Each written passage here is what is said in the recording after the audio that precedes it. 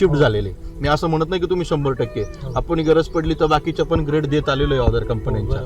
पण ज्यावेळेस तुम्ही 60-70% फर्टीन ॲग्रोकडे आले तर तुम्हाला बागात ह्या वर्षी काही बदल दिसला का?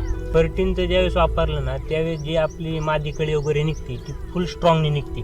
फुल स्ट्रॉंगनी म्हणजे जी पहिली निघायची कमकुवत निघायची मग ती गळ वगैरे व्हायची, तो प्रॉब्लेम व्हायचा. पण जी स्ट्रॉंगनी निघली ती पूर्ण चिटकूनच जायची, त्याच्यावर काहीच अडचण नाही. आणि आता साईजला पण फर्टीनचं वापरतो आपण. बरोबर. मग साईजला दरवर्षीच्या कंपॅरिझन मध्ये यावेळेस साईज मध्ये तुम्हाला फरक वाटतो? 100% फरक, छान फरक पडलेला आहे. बरोबर. हा महत्वाचा मुद्दा आहे आपल्या शेतकरी बांधवांनो. निसर्ग आपल्या हातात नाही, म्हणजेच गारपीट, पाऊस, वादळे ह्या गोष्टी आपल्या हातात नाही.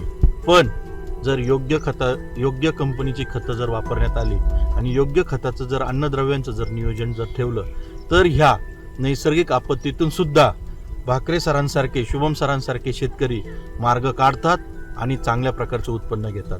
तुम्ही आज पाहू शकता सर, एकदा इकडे प्लॉटमध्ये पण सगळ्या झाडांना सारखा माल आहे.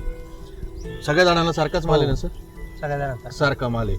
अजून आमचं टार्गेट आहे 1.5 ते 2 महिन्यात सरांना, 1.5 महिन्यात, सरांचं तर म्हणणं आज असं आहे 1.5 महिना ना, 1.5 महिन्यात हार्वेस्टिंग करायचं आहे. का की रेट चांगला आहे, साईज चांगली झालेली आहे. पण तरी मला सरांसाठी माझं एक म्हणणं असं राहील की सरांनी तरी अजून 2-1 महिने थांबावं.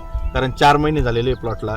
6 महिने झाल्यानंतर म्हणजेच 5-5.5 महिन्याच्या पुढंच किंवा 6 महिन्याच्या पुढंच झाडामध्ये, फळामध्ये साखर उतरते. आणि जर साखर उतरायला लागली तरच तुमच्या फळाचं वजन घेत. हा महत्त्वाचा मुद्दा आहे शेतकरी बांधवांनो. जरी रेट असले तर असं म्हणू नाही शकत गडबड करू नका. पैसा हा शेवट खर्च भरपूर झालेला असतो. पैसा मिळणं त्याच्यातून महत्त्वाचा मुद्दा आहे.